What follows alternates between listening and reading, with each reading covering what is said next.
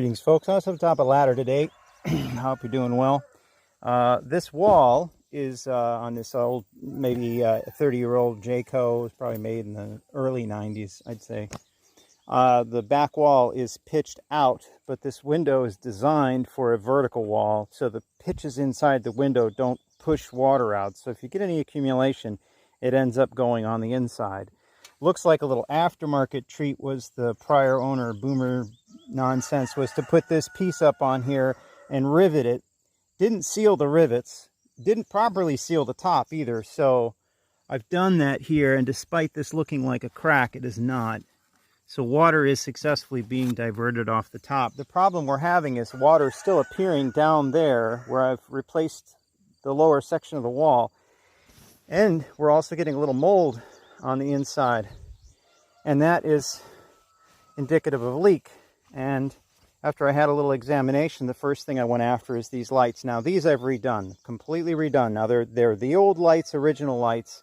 You really should replace these fixtures if you do this, and I'll tell you why. Because this used to be white, and it ages at a different rate as the lens, so the lens doesn't shrink as much as the fixture does.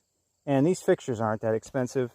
I might just wholly replace this one now that I'm thinking about it. But what's been happening here, you can see as soon as I pulled this fixture off, it tells the story.